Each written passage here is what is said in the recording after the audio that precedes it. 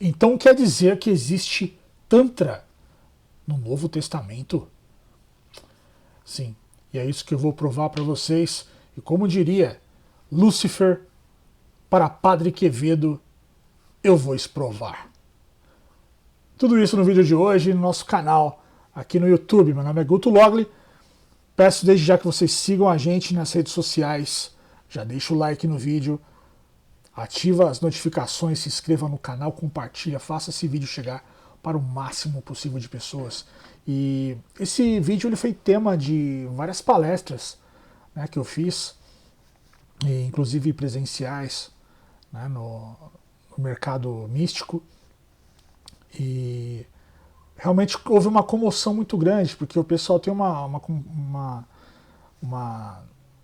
definição de Tantra que hoje em dia ele é muito corrompida, né? O Tantra hoje virou um produto, e basicamente um produto sexual, né?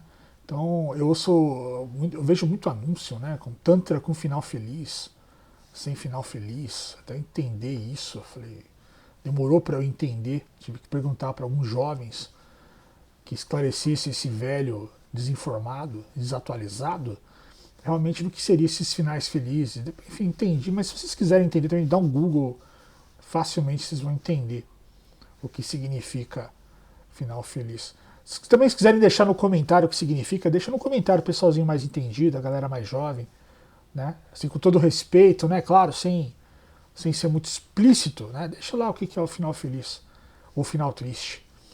E é importante a gente entender o cerne da palavra Tantra, né? Porque Tantra significa tecer ou compor.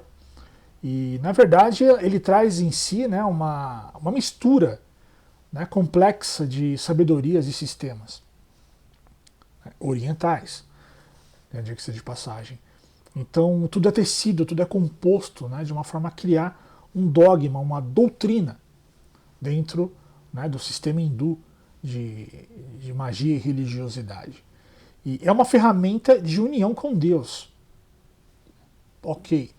Porém, quando isso veio para o Ocidente, houve uma distorção de alguns fatos e o pessoal entende que o Tantra é única e exclusivamente a união sexual, ou a massagem, né, enfim, a exploração do sentido tato, por assim dizer. Ok, tem um pouco de olfato, tem um pouco de paladar, visão, ok, mas essencialmente tato.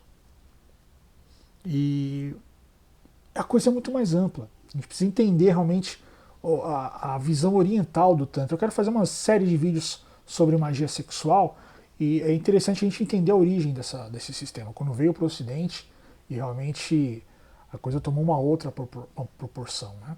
Tanto no sentido ocultista, que é um sentido mais sério, mais focado, no sentido realmente aí de comércio, né, que virou em cima do Tantra. Enfim, pessoas, né, entrando em êxtase, né, só com posição das mãos, aquela coisa, aquele espetáculo, pessoas se contorcendo e o cara lá só, aquela coisa ali, né, só de posição de mãos e tal. Então, assim, virou um espetáculo, né? Então, vamos desmistificar um pouco esse processo. E eu queria fazer um paralelo interessante dessa sabedoria oriental com o Novo Testamento. Ah, Guto, você virou crente, você vai abrir uma igreja? Não, ainda não. Vamos esperar um pouquinho, eu ainda não me converti, eu ainda continuo telemita, mas ainda assim eu sou um estudioso dentro desse mundo místico, desse mundo oculto, e eu entendo sim a Bíblia e o Novo Testamento e o Antigo Testamento como vertentes de magia, que são muito utilizadas em Telemann, inclusive. Quem negar isso, né, está cometendo aí um ato falho. Tá? Então, Telemann é repleta de símbolos religiosos do Novo Testamento, a Babylon. Vou usar Babylon só como um dos símbolos, mas tem vários. A besta, né, o símbolo da besta, tudo muito, né, da Bíblia. Tá? Então o pessoal acaba, né, viajando um pouco nesses conceitos e preconceitos e acaba fechando o olho, quando na verdade o Novião sugere que a gente abra, expanda as consciências para que realmente entenda todos os galhos da árvore da vida e a verdade que existe em cada galho. Tá? O questionamento ele vai permitir você a entender o que houve de interferência histórica em cada uma das vertentes, porque houve Em todas as vertentes houveram, né? A interferência histórica e política nos textos sagrados. E o Velho e o Novo Testamento não estão livres disso. Tá? Não é aquela mensagem, né? Não foi, o Evangelho não foi mandado por fax, né? Pelo espiritual, né? Pelo plano divino, não. Né? Foi feito por homens e muitas vezes políticos, né? Impérios, e tudo isso, né? Gerou uma série de distorções dentro das mensagens reais. Mas o que a gente pode apurar dentro do conhecimento que a gente tem hoje é que realmente houve uma influência muito grande do tantrismo e das filosofias orientais no Novo Testamento. Porque você tinha, na época, o judaísmo como uma espécie de mensagem condizente ali com as escrituras deles, Torá, Talmud e tudo mais, e de repente houve ali uma virada de chave. Veio um cara, uma seta, por assim dizer, vou usar o termo seta porque ele tinha as mesmas tipologias ali de um sadhu hindu. Tá?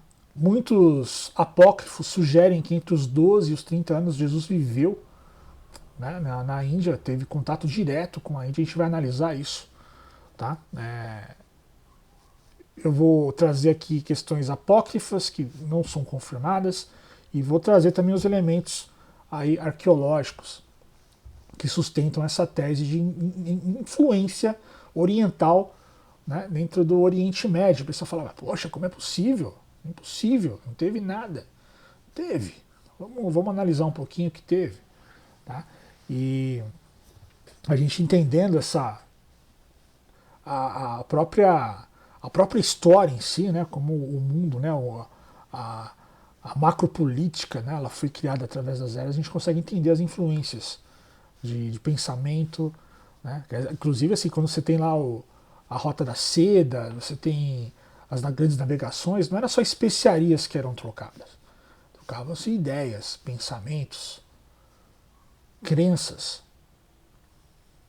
Então tudo isso era trocado nessas relações. É importante a gente observar bastante isso. E realmente, se você analisar o Novo Testamento, Jesus vem com uma nova ideia, com um novo pensamento, e batendo de frente ali com o status quo da época, que era o judaísmo. Então você tinha lá o Império Romano, aí tinha lá os fariseus que comandavam ali a igreja vendendo indulgências, como os pastores fazem hoje em dia, né?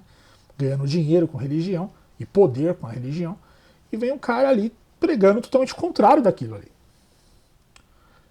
Isso que assim, para mim é estranho ver, por exemplo, evangélico com a bandeira de Israel e aquela coisa assim, quando, se você analisar, né, quem definiu o futuro de Jesus não foi Pilatos, foi o povo judeu que definiu ali o caminho que iria se tornar ali Jesus. Né? Escolheram Barrabás. Ok? Então, tudo isso houve uma influência política e religiosa dentro desse princípio. Quando Jesus vai lá e quebra, né, as barraquinhas dos vendilhões do templo, né, ele que gera um ódio, né, assim, por assim dizer, mortal ali dos que faturavam dinheiro com a fé alheia. Então Jesus ele foi um anarquista, por assim dizer, né? Dentro dos seus conceitos, dá a César o que é de César, tipo, não tem nada a ver com política, não tem nada a ver com império, não tem nada a ver com, minha mensagem é outra. Meu reino não é deste mundo. Ou seja, ele estava agando, né, para política, de qualquer forma. Judas não, Judas já queria transformar Jesus num líder político, já queria usar ele como uma manobra, né, e os discípulos como massa de manobra para ter uma revolução, a revolução, né, e acabou vendendo Jesus quando teve a oportunidade. Porque assim, né, política é isso. Política você vende as pessoas, né, vende amigos, você entrega amigos. Então é bem propício, né, dessa relação tóxica, né, que é a relação política. Tá? Isso eu falo de modo global, tá? Eu não pinto aqui de direita, de esquerda, de escambau. Eu também sou um anarquista. Tenho isso em comum com Jesus. Entendeu? Então a César, o que é dele, vá pro rabo dele. Perfeito? Aqui eu estou preocupado com outra coisa. Mas analisando essa questão política, né, e até revolucionária de Jesus, que se dava nos campos das ideias, até ele quebrar o pau com todo mundo lá, detonar as barraquinhas, aí realmente houve ali um impasse, né? Um impasse político e religioso muito sério. Então levaram Jesus para Pilatos e falaram: ó, tá falando que é o rei nosso aqui, tá falando que é rei e que é o Messias. Perfeito? E distorção em cima de distorção, né? Jesus vai para a cruz e ele vira um ideal, vira uma ideia. Né? Ele acaba virando uma corrente de pensamento. E isso também enfrentou distorções, né, através dos séculos, porque a mesma instituição que tentou matar, que matou, né, enfim, que deu fim ali naquele personagem excêntrico na época, perdeu o controle.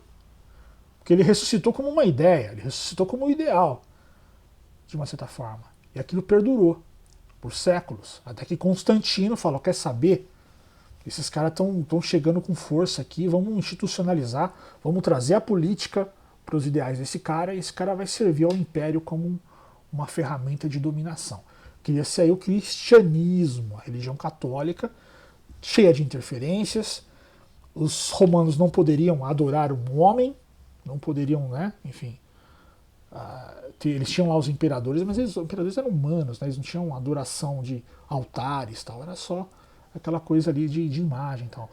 Então eles precisavam transformar Jesus em Deus. O que eles fizeram? Vamos fazer igual fizemos com Aquiles. Os gregos fizeram com Aquiles, igual fizeram com Ajax, igual fizeram com o Hércules. Vamos transformar ele num filho de Deus. Perfeito? Então aí trocaram a águia de Zeus pela pomba do Espírito Santo, né? Trocaram o cisne da Leda, né? Trocaram a Leda por Maria e o cisne por uma pomba. Pim, temos aí o Filho de Deus. Perfeito? Então já aproveitam-se aí, começam a se aproveitar lendas gregas, interferência, gravem isso aqui, tá?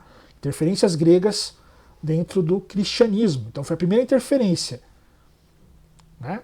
Dentro de uma influência grega, né? De um homem filho de Deus, diretamente filho de Deus, através de um animal, de uma pomba, né? Do Espírito Santo, onde Maria é virgem, ou seja, sem pecado. Ela não pode ter o sexo como... Né? Vamos negar, vamos tirar o sexo do princípio do conhecimento, né, cristão. Então Maria sem seios, né, você pode ver as imagens de Maria totalmente sem seio, castrada, uma tábua, para justamente não despertar a sexualidade, não trazer a fertilidade feminina. Jesus é obra de um milagre que nunca houve na história, a não ser em lendas mitológicas, mas que se bem que nas lendas mitológicas havia o sexo, por assim dizer. Né? Então, o touro de Creta, né, o cisne, né, enfim, eles se uniam sexualmente as mulheres. Né? Então, no caso da pomba, não. Então, aqui já muda o mito, já vamos tirar o sexo e Jesus é o Filho de Deus. E Deus por exame de DNA, por teste de DNA. Enfim, já começa a primeira distorção, interferência direta, né, de um conhecimento grego. Tá? E nisso o gnosticismo começa também a ganhar força ali na época. Então, as primeiras manifestações cristãs eram, por assim dizer, gnósticas. E se você... Fato também é que os evangelhos no Novo Testamento não são escritos em aramaico, nem em hebraico. São escritos em grego. São escritos em grego. Copta, para ser mais específico. Portanto, né, essa corrente ela vem ali da Europa, não do Oriente Médio. Tudo que foi escrito, tudo que foi elaborado, perfeito. Então, a influência direta, né, dos conhecimentos do Oriente Médio não foi diretamente ali na região ali de Jerusalém, de Jericó, Golgotá, não. Foi na Grécia. Como, Guto? A resposta está em Alexandre o Grande.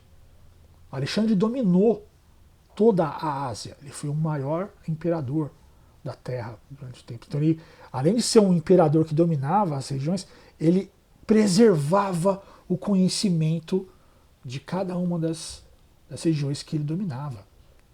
A biblioteca de Alexandria, toda aquela, né? Ele concatenava esse conhecimento numa biblioteca. Foi um imperador totalmente diferente, né, de todos os outros que dizimavam, né, demonizavam os deuses. Então Alexandre não, ele acabava unindo e trazendo o sincretismo com os deuses gregos que ele trazia e criava-se ali o que? Ele perpetuava também o conhecimento, respeitava ali o conhecimento daquela região que ele estava dominando.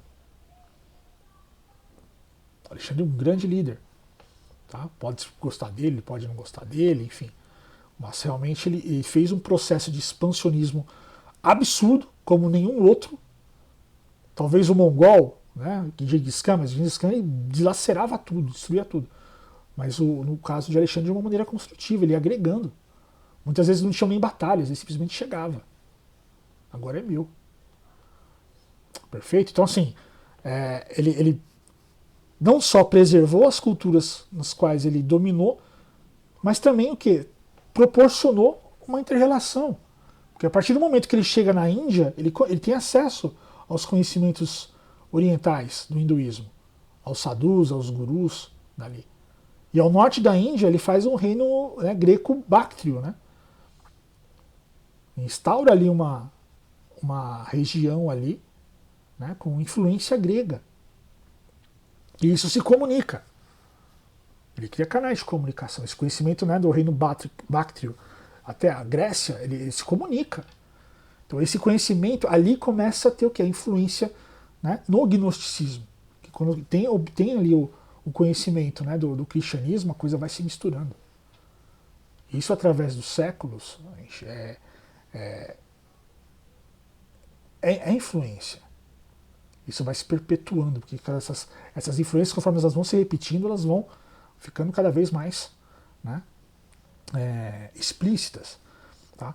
E assim, eu sei que foi uma introdução muito longa, mas eu queria que vocês entendessem a influência do hinduísmo dentro do cristianismo, porque isso se deu através da Grécia. Foi através da Grécia. Os conhecimentos gregos que ele tem. Porque o Jesus ele tem conhecimentos, ele tem influência do neoplatonismo, tem influência de Pitágoras e vários outros pensadores na época. Né? Inclusive na Grécia havia um contemporâneo de Jesus, que o pessoal inclusive chamava de Jesus grego, chamado Apolônio de Tiana. Sim, aquele que Eliphas Levi fez a sua operação de necromancia. Eliphas Levi quis trazer essa inteligência, né, de Apolônio de Tiana para entender, porque o cara falava a mesma coisa no ano 30. No ano 30, ele falava as mesmas coisas que Jesus falava, de acordo com o Novo Testamento, lá no Oriente Médio, ele falava na Grécia. Amor ao próximo, que a vida não acaba, que a eternidade da alma, que é um processo de transmigração, da união da alma com Deus, com as divindades e tudo mais. Então Apolônio de Tiana, ele trazia conhecimentos cristãos sem nunca ter contato com Cristo. Muitos acreditam, inclusive, que Jesus seria o quê? Uma espécie de distorção ali do Apolônio de Tiana, que também não poderia ser divinizado. Não poderia ser divinizado. Então, houve ali, quando Constantino fez aquela mescla ali que ele chamou de cristianismo, ele colocou a coisinha do neoplatonismo, colocou ali, Apolônio de Tiana, então ele acabou o quê? Somando ali uma coisa e outra. Aí depois vai com o rei James também, que vai lá, interfere na Bíblia, mete ali uns versículos ali para justificar aí as suas puladas de cerca e pá. Então, ok. Então, o evangelho foi mexido e remexido por seres humanos e políticos através das eras. Aceite isso e você vai ser um cristão muito melhor. Tá? Inclusive, o objetivo da Telemagic é justamente questionar essa influência humana. Né? Porque a partir do momento que você tem lá o primeiro capítulo de Mateus, falando que com a árvore genealógica de Jesus, de Davi até José, ouça bem, José, tá? Como que eles vão falar que Jesus é descendente de Davi, sendo que ele nasceu diretamente do Espírito Santo com Maria? Ele não teve o DNA de José. Ou seja, eles mexem na bagaça e se perdem. E se perdem. E hoje o pessoal aceita, né? Os burros aceitam esse tipo de interferência e não pensam, cara. Pô, se tá no primeiro capítulo de Mateus, cara, a descendência de Jesus, de Davi, até José, é porque José é o pai de Jesus, cara. É porque José é o pai de Jesus. Porque havia essa coisa de conectar, né? O Jesus né, tem que ser o Messias e o herdeiro ali do trono de Davi. Então eles fizeram toda aquela, né, aquela árvore genealógica de Davi, até que os judeus não aceitam, de hipótese alguma. Hipótese alguma, os judeus vão aceitar Jesus como Messias. Essa guerra toda aí. Entende? Então a primeira coisa que a gente fala assim, ah não, Jesus é filho de Deus, então por que tem uma árvore genealógica de Davi até Jesus e no Apocalipse fala que Jesus é o filho da estrela de Davi? Ou o filho da estrela da manhã. E a estrela da manhã não é Lúcifer, tá? Dentro do conhecimento, dentro do princípio, da simbologia ali do Apocalipse, a estrela da manhã é Israel. Hexagrama, né? Hexagrama. O início era colocar Jesus como um descendente de Davi. Assim como foi Salomão e tudo mais. Depois foi para Roma, não, vamos transformar em Deus. Vai para Deus direto. Tira José e põe a pomba ali. Então qual a necessidade de colocar uma descendência de Davi no Novo Testamento? Pense sobre isso e você vai ser um cristão muito melhor, muito mais consciente. Tá? Então, entendendo um pouco esse conceito aqui do Panchamakara, né, do Tantra, vamos voltar ao Tantra, né, e entender essa questão cristã que envolve isso, né, porque o pessoal entende aí muito, né, as coisas de maneira distorcidas e acham que, né, o cristianismo ele veio para suprimir o sexo e veio. O problema é que a mensagem é outra. Tá? Então o ritual das 5 transgressões, o Panchamakara, ou os 5 M's. Por que transgressões? Né? Entender também o Tantra, a figura do Tantra no Novo Testamento, como isso é simbólico e como é gnóstico. Tá? A gente precisa entender primeiro, deixa eu só ver o enquadramento aqui, se está legal. Perfeito. Entender primeiro o que significa caminhos da mão direita e caminho da mão esquerda, tá? O que não tem nada a ver com a definição que a gente tem hoje aqui no Ocidente, né? De magia branca, magia negra. Então, lá no hinduísmo, essa dicotomia, né? Esse maniqueísmo não existe. Tá? Então, o caminho da mão direita não é necessariamente um caminho de luz e o de esquerda de trevas. Não. Os dois caminhos proporcionam uma integração com a sua fonte criadora. Ela proporciona um êxtase, ou chamado samadhi. Tá? A única diferença que temos entre os dois é a questão espiritualizada. Tá? Então a mão direita, que pode estar com a câmera refletida, acho que vai dar diferença. Mas aqui é a minha mão direita. A mão direita, ela significa um caminho mais espiritualizado, sem a influência da matéria. Tá? Então eles entendem que tudo que é material ele deve ser negado, ele deve ser, né, evitado. Então a própria encarnação em si deve ser evitada, sair da roda do samsara, aquele conhecimento hindu que todo mundo conhece. Né? Então não se come carne, né, tem uma vida mais espiritualizada e aquela coisa, então evita-se, né, o caminho do asceticismo, o caminho do asceta. Tá? Então tem toda essa premissa. Enquanto o caminho da mão esquerda ele entende a matéria como um elemento de evolução. Afinal, não estaríamos aqui se não fosse necessário. Então entendemos sim que o universo, a natureza, as coisas são perfeitas. Tem toda aquela visão de Buda, de tudo é dor, e a dor vem do desejo, nós entendemos que a dor existe e que existe o prazer também. O caminho da mão esquerda. E não é necessariamente um caminho de trevas, mas onde se utiliza elementos materiais para se alcançar uma consciência aumentada. Então, o Vamakara, né, o caminho da mão esquerda, né, eles são tomados ali literalmente. Né? Então, os 5 M's que a gente vai analisar agora, os 5 métodos, né, de aplicação do Tantra, eles são tomados literalmente. Então, flor, incenso, perfume, trajes, música, comida, o banquete, tá? Então, isso você vê no Novo Testamento. Né? Tem festa, tem sempre, né, comemoração, aquela coisa. Então, há uma integração também do caminho da mão esquerda com a mão direita. Não é simplesmente tem lá o deixar tudo e me seguir, tem a mão direita, né, deixe tudo e siga-me e tal, aquela coisa. Mas também tem aspectos onde Jesus se contradiz em festas, banquetes e tudo mais. Né? Então, comida, bebida. Né? Então, o banquete ritual, né, o Ganachakra, né, que é a celebração onde há realmente essa integração com Deus através desse banquete, né, ritualístico. E vocês percebem isso justamente na última ceia, quando a gente faz a ceia, o ritual cristão da ceia de Páscoa. Né? Jesus foi pão e vinho, a gente vai ver isso aqui.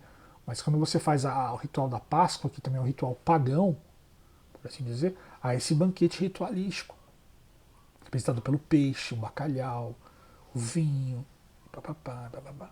A gente vai ver isso aqui.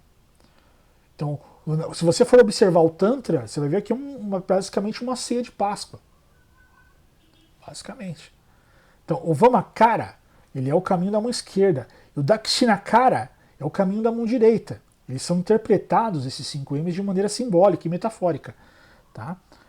Então, o propósito dos 5 M's, né, de acordo com o Prabhat Hanyan Jakar, é que as pessoas pratiquem o yoga, a meditação, né, e simbolize, né, no caso, o consumo do vinho, da carne, do peixe, né, e as atividades sexuais.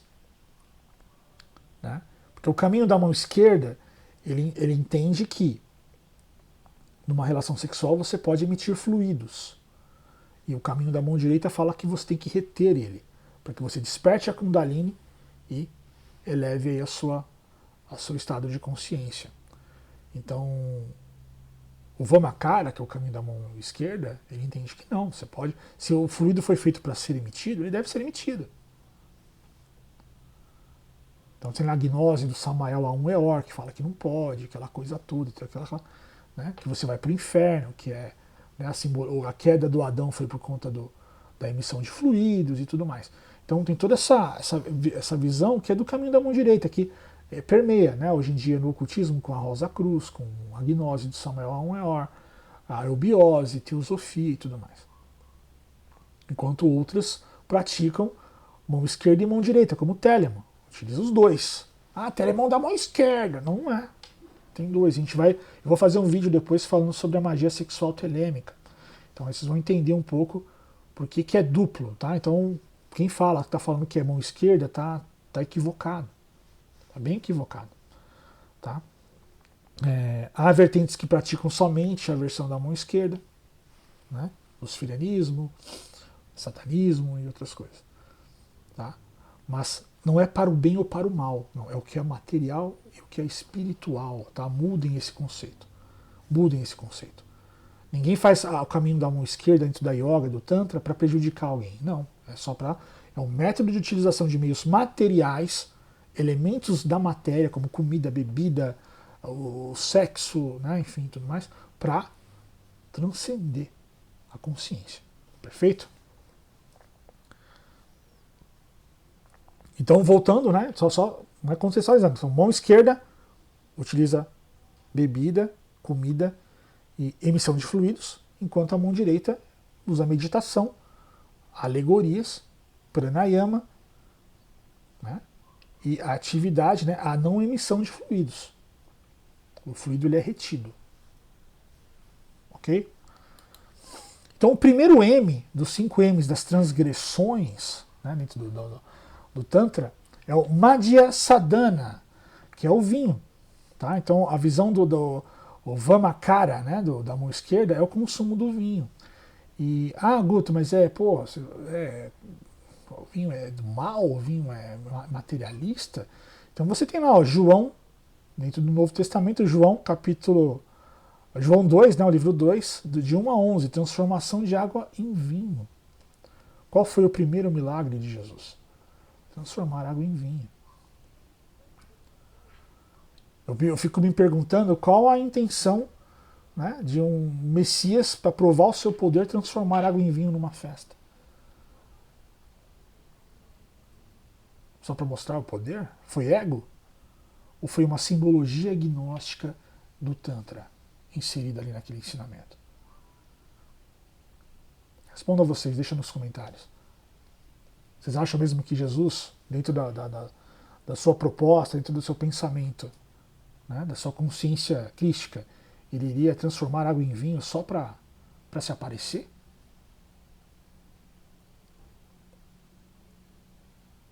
Notem a interferência da sabedoria gnóstica tântrica dentro do Novo Testamento. E na Eucaristia, na última ceia, na Santa Ceia, Jesus fala: tomai este vinho, este é meu sangue. Eucaristia que é usada em Telema. Rosa Cruz e tudo mais. Eucaristia que é o quê? A união do homem com Deus. Tantra. Ok? Então, primeiro M é o vinho, e o vinho está lá no Novo Testamento. Mansa Sadhana, que no caminho da mão esquerda, né, no Vamakara, carne, consumo da carne. Então, dentro a ritualística no caminho da mão esquerda, onde você consome o vinho, você come a carne. Né? Então, na ceia da Páscoa, você não come, né? O pessoal geralmente come peixe, né?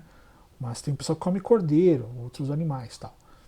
Mas depende ali né, da visão do cristianismo ali, né?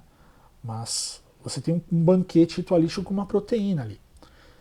No caminho da mão direita, ele entende isso como controle da fala, né?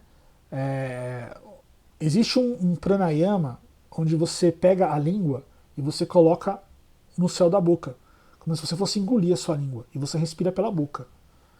Né? E esse pranayama, né, ele reduz, ele dissipa a fome. Então é uma maneira simbólica de comer a carne, né, comer a própria língua. Simbólico, tá? Então, dentro da visão da mão direita, eles fazem esse pranayama ao invés de comer a carne, porque eles não comem carne, né? A carne é sagrada, né? Enfim, tudo mais.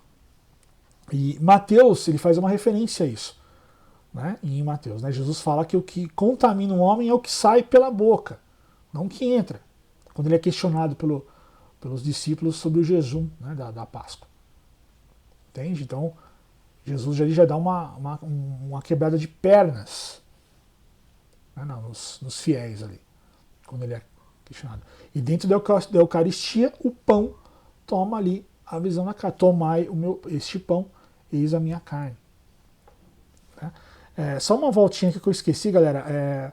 O vinho, dentro da visão do caminho da mão direita, ele é simbolizado pelo anrita, né, que é o néctar divino que escorre das glândulas do cérebro. Então, quando você medita, a sua glândula pineal, ela emite uma secreção.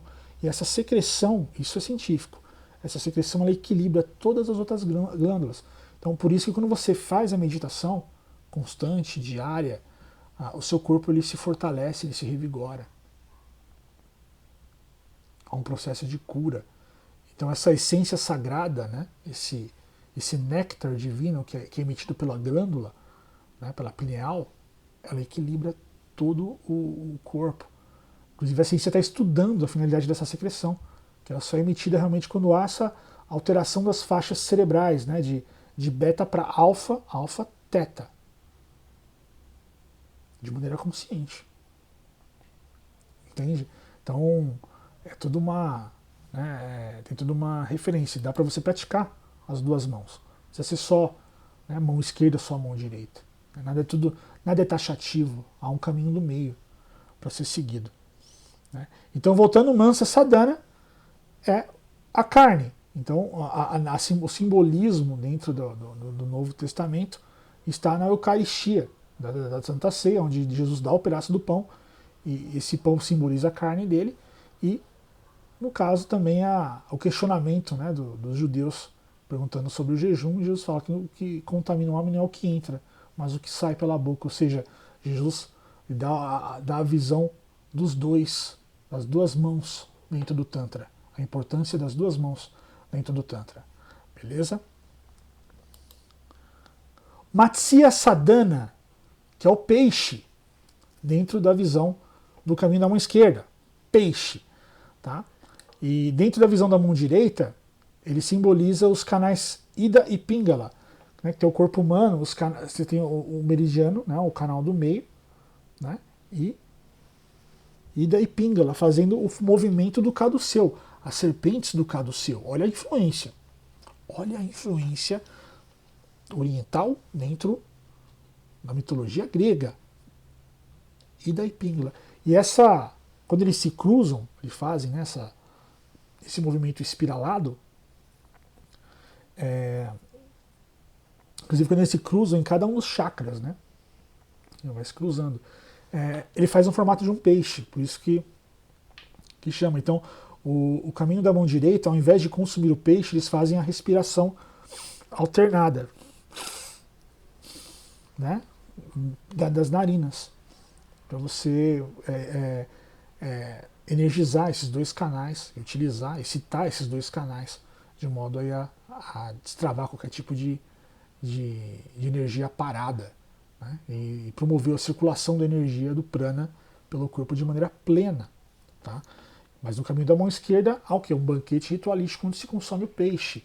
E na Santa Ceia, o bacalhau, né? Que fica incrivelmente caro, mais caro do que já é na Semana Santa. Perfeito? Tudo é dinheiro, né, galera? O capitalismo ele toma, né, a religiosidade. É muito tranquilo.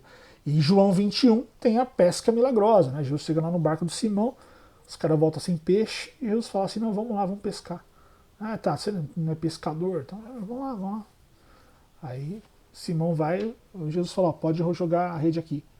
Simão fica meio assim, mais de 100 peixes numa redada só. Né? Então, assim, esse simbolismo de Jesus seria o que? Para ego, para se aparecer? Ele seria um ser divino que estaria ali em busca de atenção? Só para provar aos discípulos que ele é um ser divino? Sério, vocês acreditam nisso?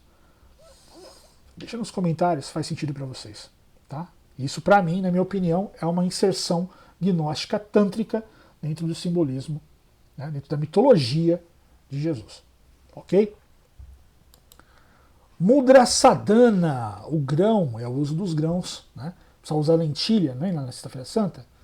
Né? Usando Ano Novo também, mas nessa Sexta-feira também tem, né? Minha família fazia lentilha e tal.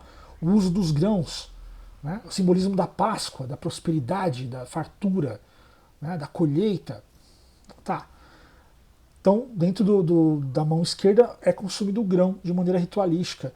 E no caminho da mão direita, eles entendem que é o mudra. Né? O grão ele é o formato dos mudras, né? que eles fazem durante a meditação. Né? Os mudras e tudo mais. Né?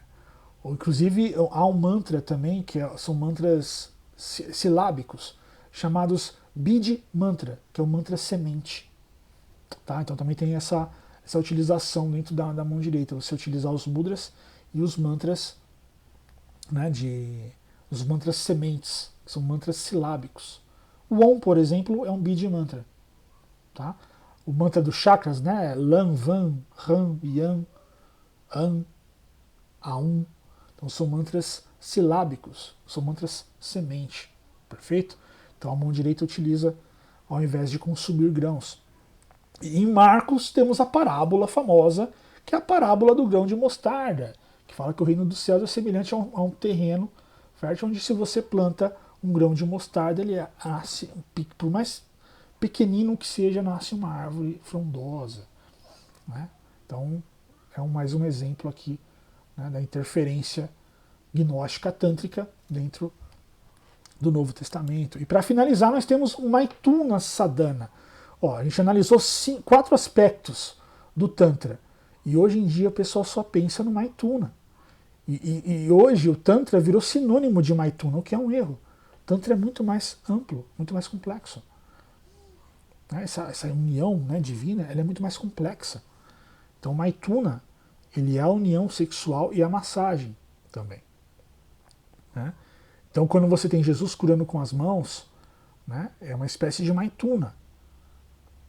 Quando ele cura o coxo, né, ele começa a moldar a perna, remoldar a perna do rapaz que era aleijado, ele efetua ali uma Maituna.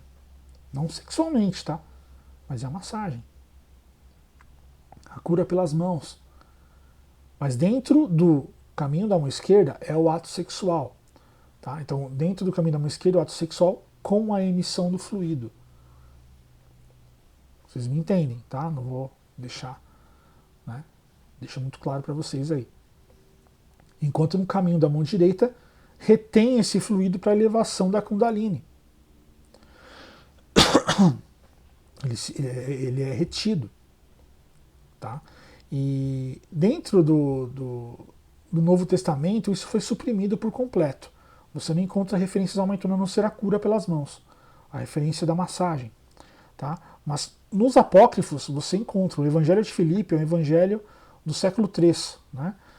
Depois de Cristo. Ele fala sobre Maria Madalena, que era a companheira de Jesus. E esse status de companheira não significa discípula. Jesus ele era judeu, ele era um rabino, o rabino se casava. O rabino se casava, ela foi transformada em prostituta depois pelo cristianismo, e até que foi desmistificado isso, né?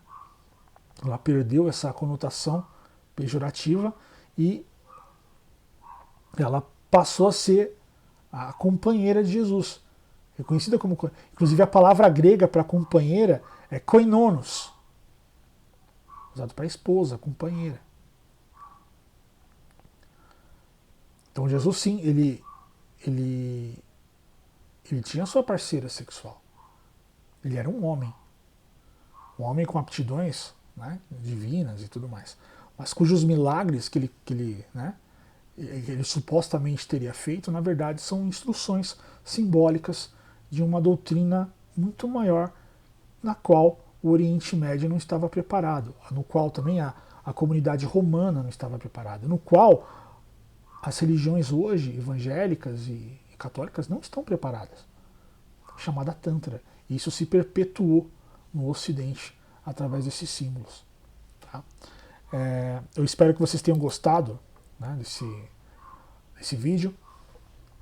Um vídeo um pouquinho mais curto, acho que nem tanto, mas espero que tenha aberto, né, a consciência de vocês relacionados tanto ao Tantra quanto ao Novo Testamento, essa influência, né, que teve da cultura hindu dentro da cultura grega e, consequentemente, no cristianismo. Então, que vocês tenham realmente essa... Eu fico à disposição também, deixe nos comentários qualquer tipo de dúvida, colocação, adendo, né, de repente algum fato que vocês tenham, alguma fonte, né, pode colocar nos comentários para, né, nos ajudar aqui nesse processo de estudo. E na semana que vem eu estarei de volta com vocês com mais magia sexual. Vou falar agora da magia sexual ocidental, tá bom? Mais uma vez enfatizo, deixa o like, comenta, solta esse vídeo aí nos grupos, né, gerem esses engajamentos aí para ajudar a nossa mensagem a chegar ao máximo de pessoas possível. Perfeito? Grande abraço, 93.